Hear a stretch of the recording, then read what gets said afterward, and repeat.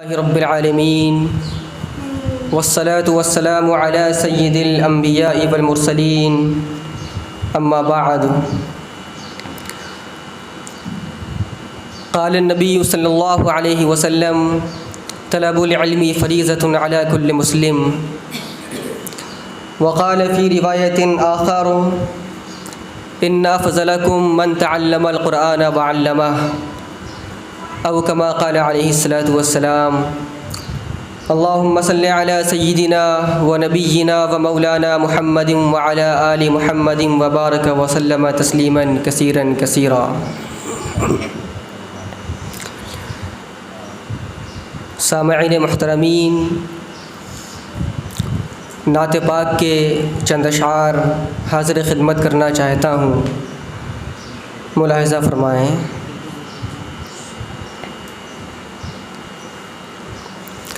یہ نعت پاک مناظر اسلام حضرت مولانا سید محمد طاہر حسین صاحب گیاوی دامت برکاتہم العالیہ کی لکھی ہوئی ہے، جنہوں نے تقریباً نصف صدی سے زائد پورے ہندوستان کے اندر مسلک دیوبند کی اعلیٰ ترجمانی کی ہے.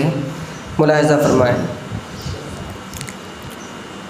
کوئی مجھ سے آ کے پوچھے میرے زیست کی نشانی، کوئی مجھ سے آ کے پوچھے، کوئی مجھ سے آ کے پوچھے میرے زیست کی نشانی، تو کہوں خیال طیبہ ہے خیال زندگانی، تو کہوں خیال طیبہ ہے خیال زندگانی، کوئی مجھ سے آ کے پوچھے میرے زیست کی نشانی.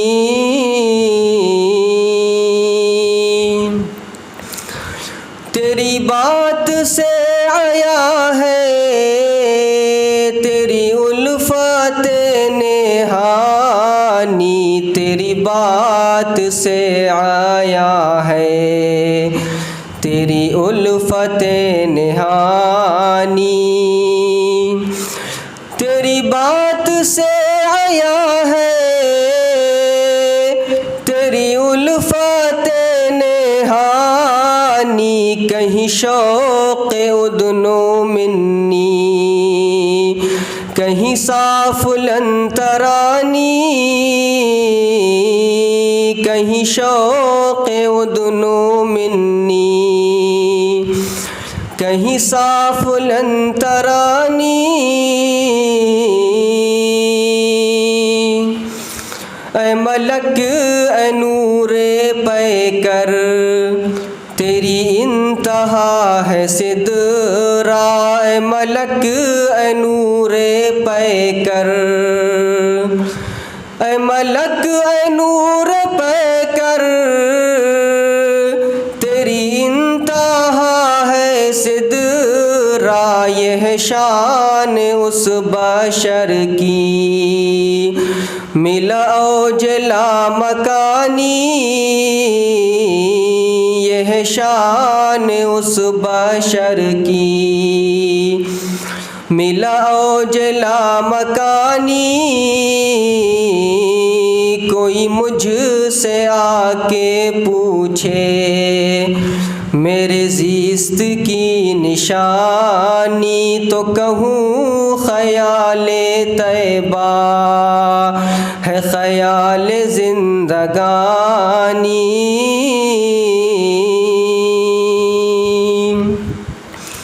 میرا کیا درود تم پر، میرا کیا سلام تم پر، میرا کیا درود تم پر، میرا کیا سلام تم پر، میرا کیا درود تم پر، میرا کیا سلام پر تیری ذات پر خدا بھی جو کرے درود خوانی، تیری ذات پر خدا بھی جو کرے درود خوانی، کوئی مجھ سے آ کے پوچھے میرے زیست کی نشانی، تو کہوں خیال طیبہ ہے خیال زندگانی۔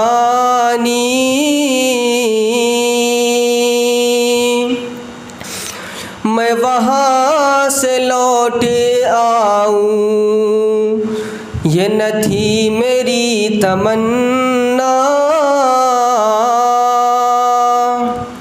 مدینے سے میں وہاں سے لوٹ آؤں، میں وہاں سے لوٹ آؤں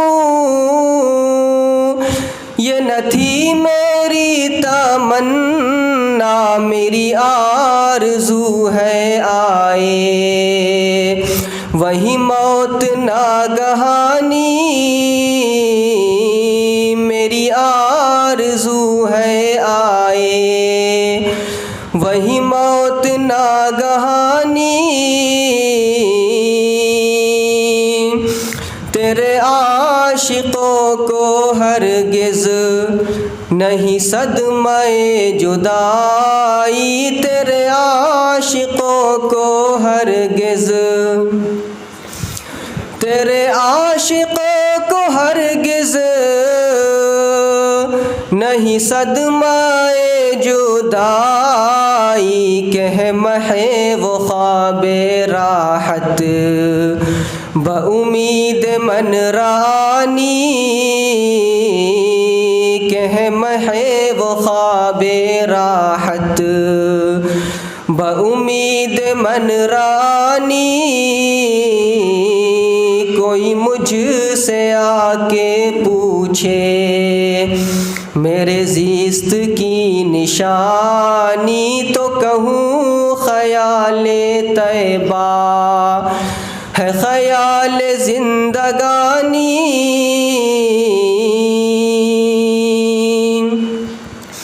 یہی شوق طاعتوں کا یہی الفتیں ہیں طاہر، یہی شوق طاعتوں کا یہی الفتیں ہیں طاہر، یہی شوق طاعتوں کا یہی شوق طاعتوں کا یہی الفتیں ہیں طاہر، تیری مغفرت کا سامان تیری وجہ کامرانی، تیری مغفرت کا سامان تیری وجہ کامرانی، کوئی مجھ سے آ کے پوچھے میرے زیست کی نشانی، تو کہوں خیال طیبہ ہے خیال زندگانی۔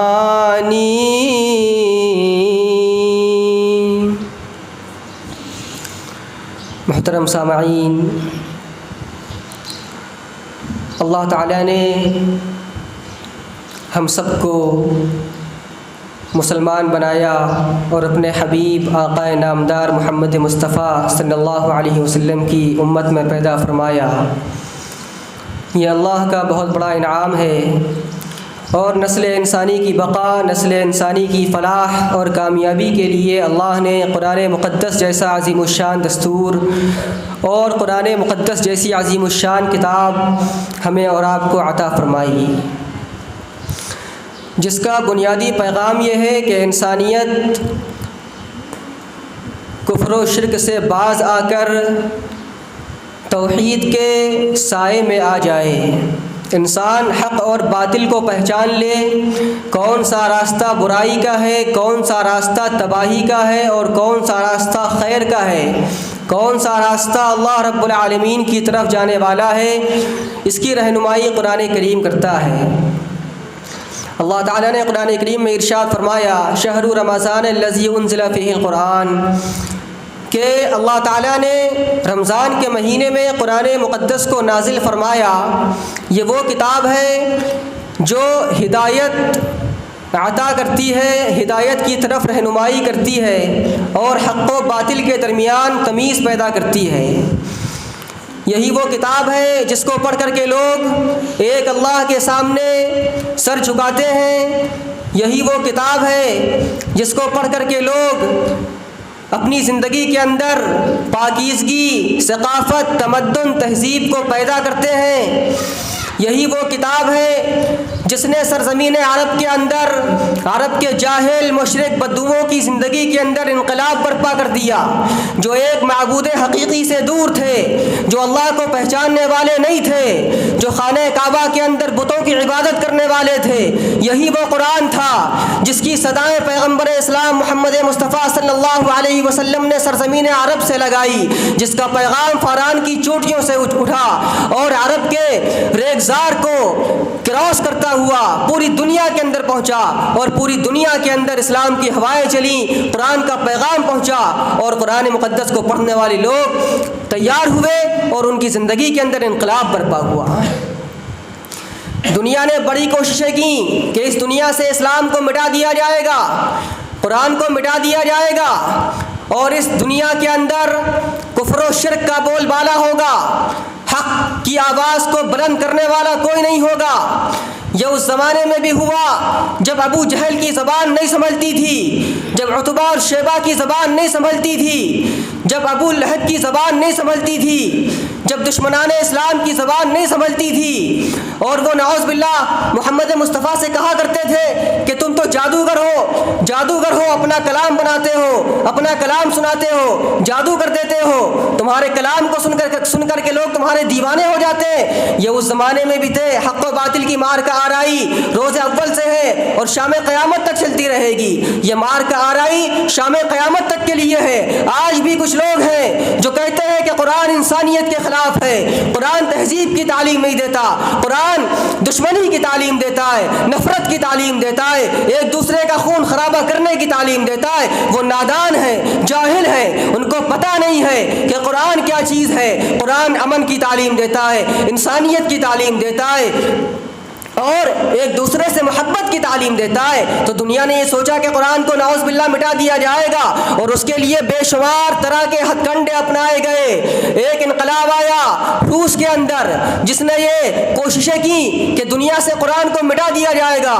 حضرت مولانا پیر ذوالفقار احمد صاحب نقشبندی دامت برکاتہم نے اپنی کتاب میں لکھا ہے کہ میں نے روس کے ان علاقوں کا دورہ کیا ہے جہاں قرآن کریم کے پڑھنے پر پابندی تھی، جہاں قرآن کریم پڑھنے پر تختے دار پر لٹا دیا جاتا تھا، سولی پر چڑھا دیا جاتا تھا، قتل کر دیا جاتا تھا، گولیوں سے سینوں کو چھلنی کر دیا جاتا تھا۔ اس ماحول کے اندر لوگ قرآن کریم کس طرح پڑھتے تھے؟ زمینوں کے اندر جا کر کے مصنوعی قبریں بنا کر کے، تہخانے بنا کر کے، گدے لگا کر کے، ساؤنڈ پروف سسٹم بنا کر کے اپنے بچوں کو اسی زمین کے اندر کلام مجید سکھایا کرتے تھے۔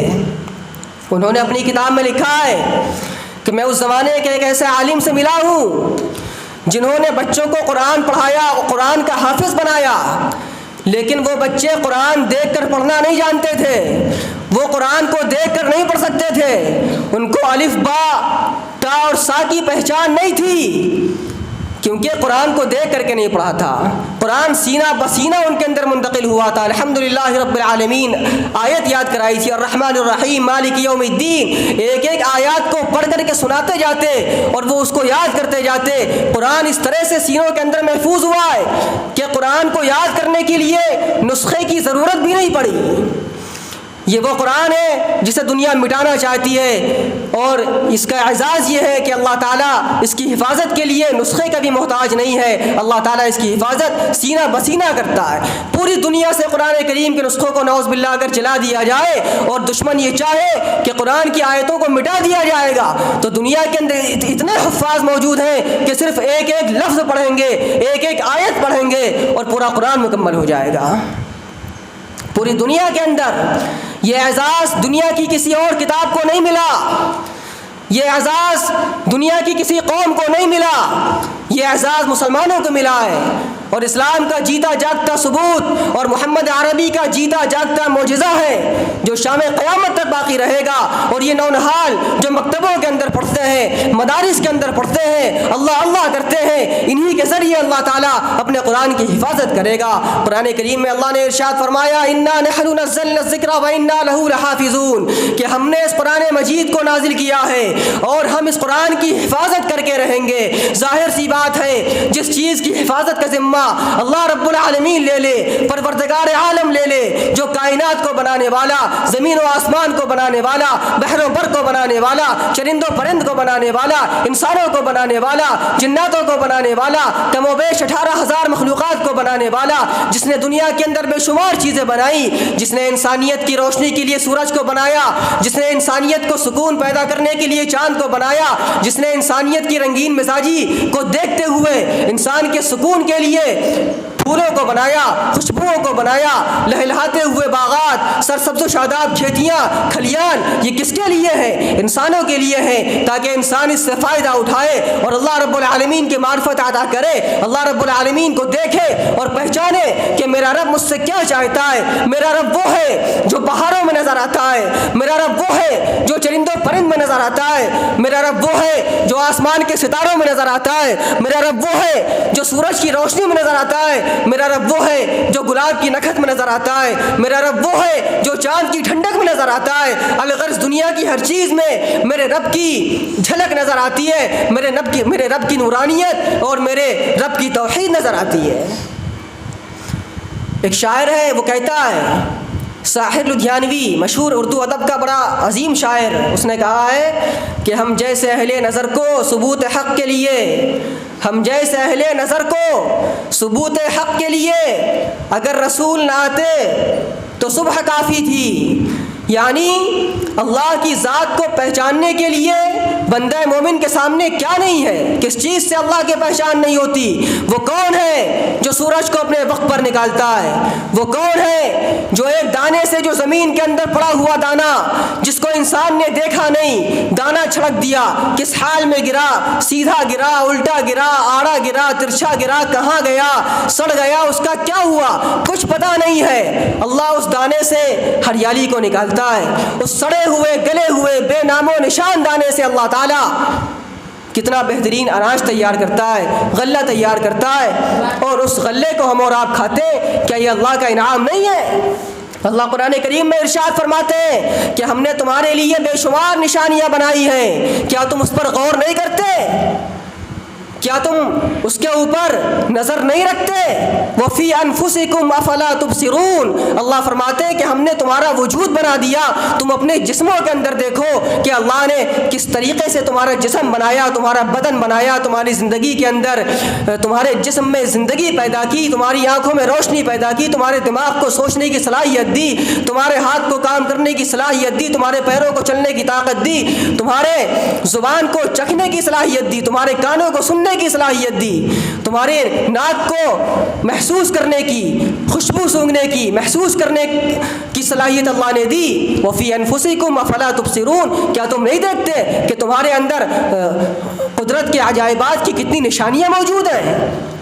اللہ فرماتا ہے وَظَنَّ أَهْلُهَا أَنَّهُمْ قَادِرُونَ عَلَيْهَا، کہ جب دنیا والے یہ گمان کر لیتے ہیں، یہ خیال کر لیتے ہیں کہ زمین سے غلہ ہم نکال رہے ہیں، بارش ہماری وجہ سے ہو رہی ہے اور ہم بنا رہے ہیں، اور دنیا کے نظام پر ہم قابض ہو گئے ہیں اور ہم غلہ نکالتے ہیں، تو اللہ فرماتا ہے کہ ہم ایسی بستیوں کو تہو بالا کر دیتے ہیں اور ایسا چٹیل میدان بنا دیتے ہیں گویا اس سے پہلے اس زمین پر کچھ نہیں تھا۔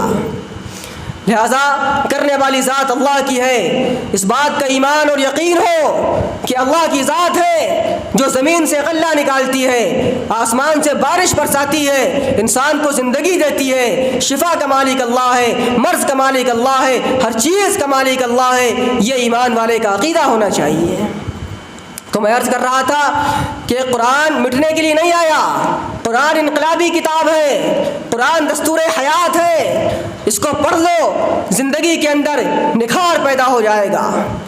قرآن کریم کا اعزاز ہے کہ بچہ بچہ قرآن کریم کو یاد کر لیتا ہے، اس کو حفظ کر لیتا ہے۔ یہ قرآن کریم کا معجزہ اور اللہ رب العالمین کے اس وعدے کی تکمیل ہے جو اللہ نے قرآن کریم میں کہا کہ انا نحن نزلنا الذکر وانا لہ لحافظون۔ آپ کیا سمجھتے ہیں کہ قرآن معمولی کتاب ہے؟ قرآن معظم الشان کتاب ہے کہ جو انسان قرآن کریم سے جڑ گیا اللہ تعالیٰ نے اس کو کامیابی کے عروج پر پہنچایا ہے۔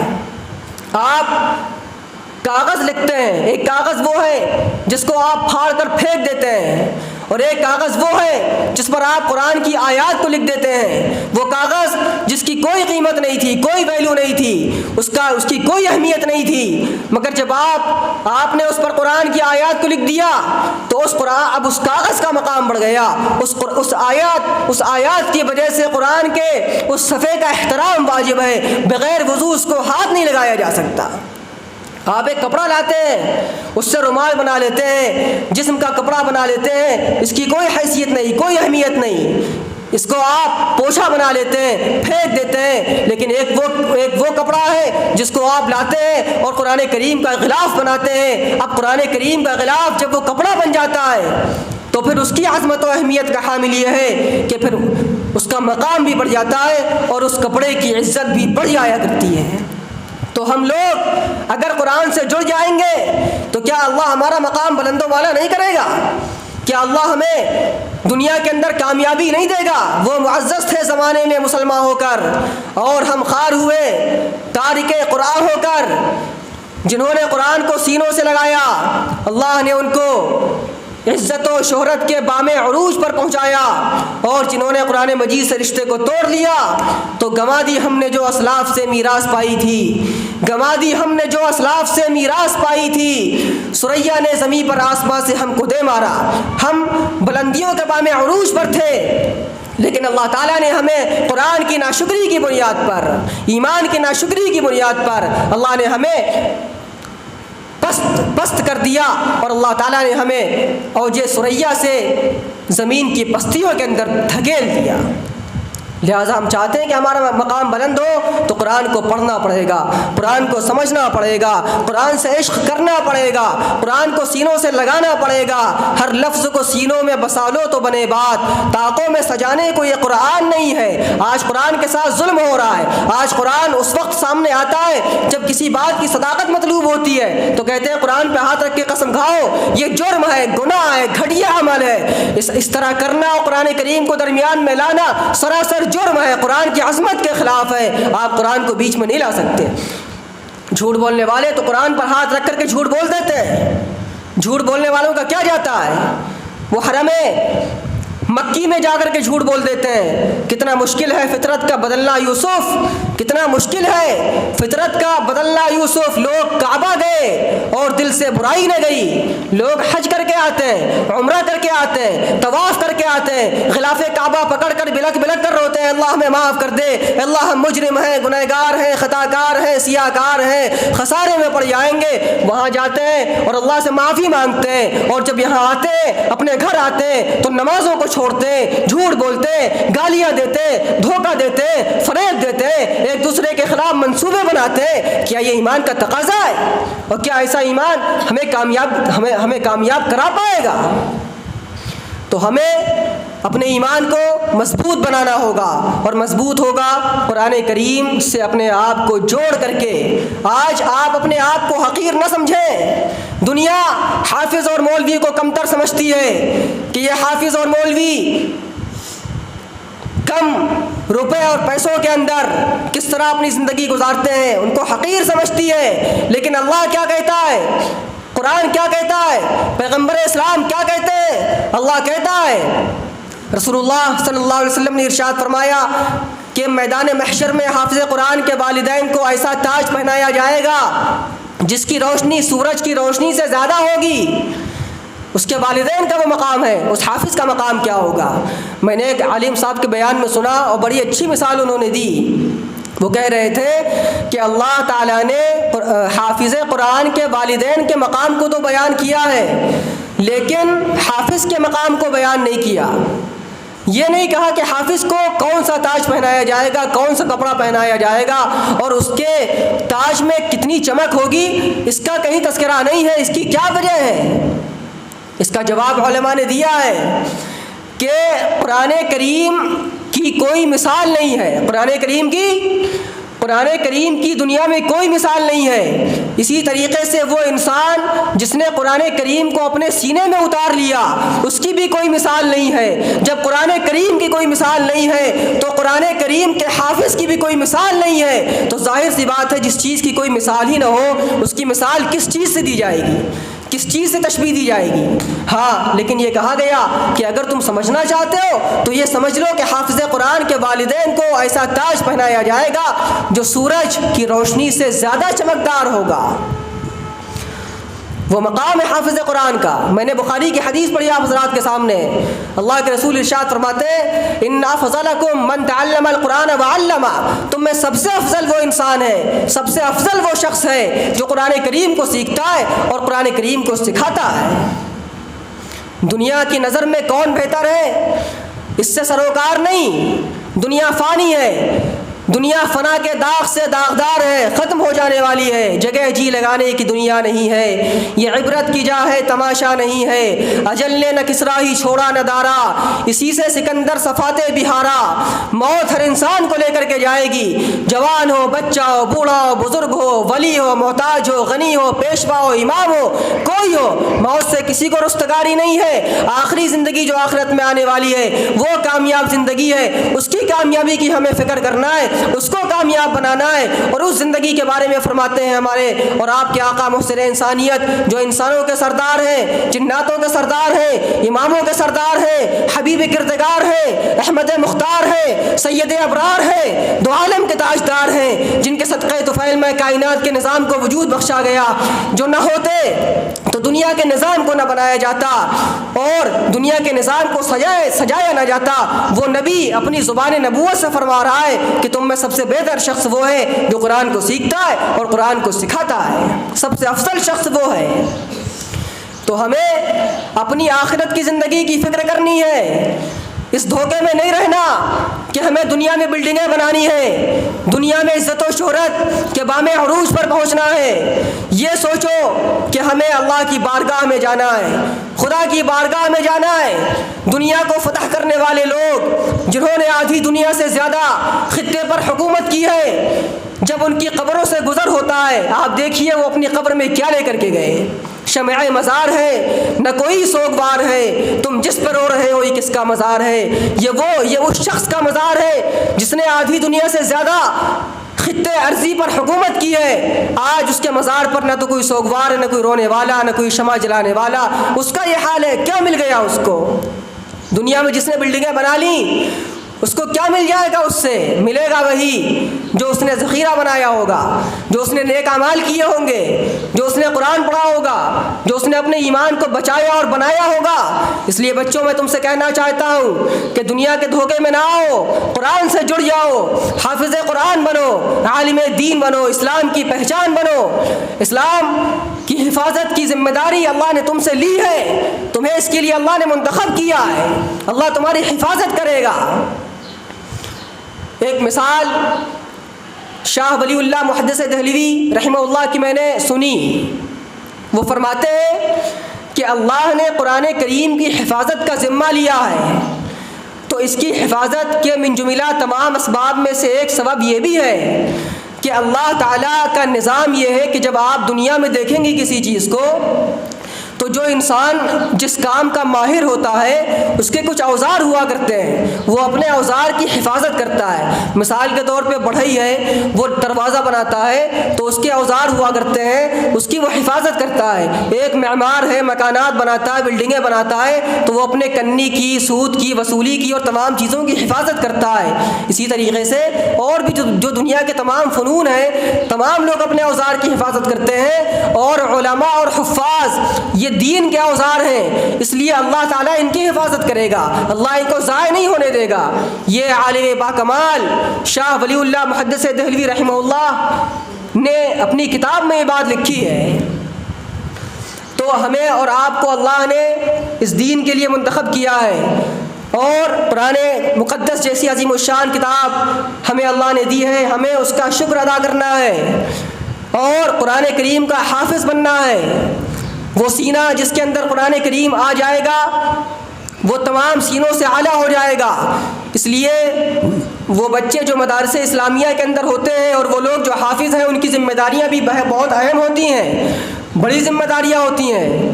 اس لیے جب آپ مدرسے کی زندگی سے نکل کر کے اپنے گھروں کو جائیں، اپنے گاؤں میں اپنے شہروں میں جائیں تو آپ کا وہ وقار جو طالب علمانہ ہونا چاہیے، جو ایک مدرسے کے بچے کا ہونا چاہیے، بڑوں کا ادب، چھوٹوں پر شفقت، صفائی ستھرائی، نمازوں کی پابندی، قرآن کی تلاوت، سچ بولنا، جھوٹ سے بچنا، دھوکہ نہ دینا، مکاری نہ کرنا، عیاری نہ کرنا، اور بہترین زندگی ہماری اور آپ کی ہونی چاہیے۔ جب ہم اپنی زندگی کو بچپن سے بنائیں گے تب جا کر کے ہم کامیاب ہوں گے۔ شاخ وہ سیدھی ہوتی ہے جس کو چھوٹے میں صحیح کر دیا جاتا، جو شاخ ٹیڑھی ہو گئی اور وہ پیڑ بڑا ہو گیا، اب اس شاخ کو سیدھا نہیں کیا جا سکتا۔ وہ شاخ کاٹی تو جا سکتی ہے، اس شاخ کو توڑا تو جا سکتا ہے، مگر اس کو سیدھا نہیں کیا جا سکتا۔ اس لیے میں آپ سبھی لوگوں سے کہتا ہوں کہ اپنی زندگی کو ابھی سے سدھارو، ابھی سے سنوارو، ابھی سے بناؤ، پاکیزہ بنو، مثال بنو دنیا کے لیے کہ یہ وہ لوگ ہیں جو دنیا میں مثال کے لائق ہیں، جن کا کردار اچھا ہے، جن کا اخلاق اچھا ہے،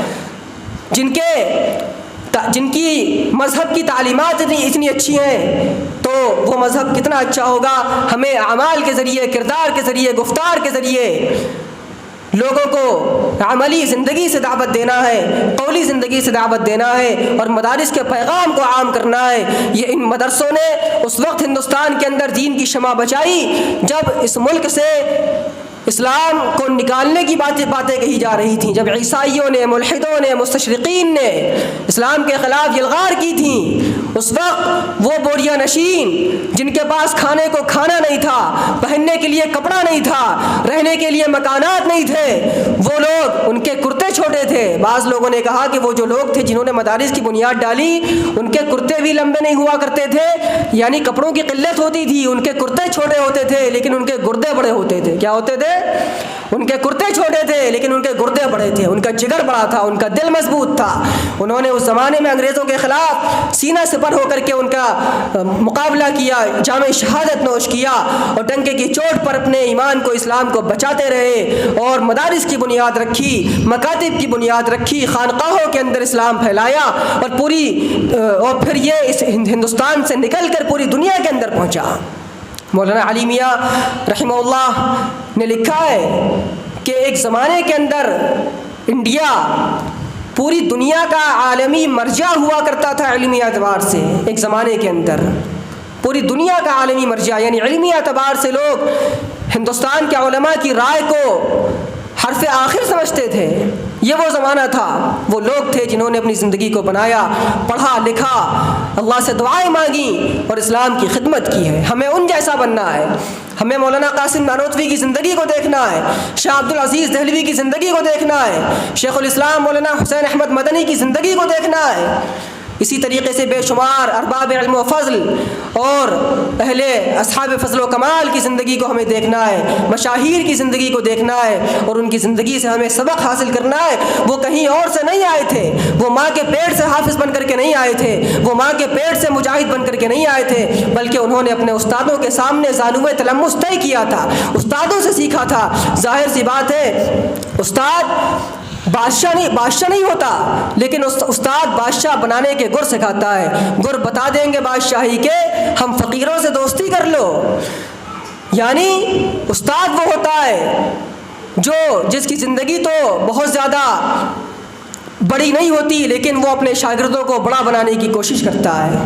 وہ چاہتا ہے کہ میرے سامنے پڑھنے والا بچہ مجھ سے زیادہ قابل بن جائے اور دنیا کے سامنے عالم کے افق پر چمکے، اسلام کی پہچان بنے، دین کی پہچان بنے۔ خیر، بات طویل ہو رہی ہے، میں آخری بات کہتے ہوئے کہ مدارس اسلامیہ کی عظمت اور اہمیت کو پہچانو، ہر ممکن اس کا تعاون کرو، فریب میں مت آؤ۔ فریب بہت بری چیز ہے۔ آج بھی قال اللہ اور قال رسول کی جو صدائیں بلند ہو رہی ہیں وہ مدارس اسلامیہ سے ہو رہی ہیں۔ آج بھی علم دین کو جو تحفظ مل رہا ہے وہ کہیں اور سے نہیں مل رہا، وہ مدارس اسلامیہ سے مل رہا ہے۔ اس لیے مدارس کے سائے میں آؤ، مدارس کی تعلیم حاصل کرو، اپنے بچوں کو لے کر کے آؤ، اپنے ملنے جلنے والوں کو لے کر کے آؤ، اپنا عقیدہ مضبوط بناؤ اور بہترین انسان بنو۔ اللہ تعالیٰ سے دعا ہے کہ اللہ تعالیٰ ہم لوگوں کو کہنے سننے سے زیادہ عمل کرنے کی توفیق نصیب فرمائے۔ آمین۔ وآخر دعوانا ان الحمد للہ رب العالمین۔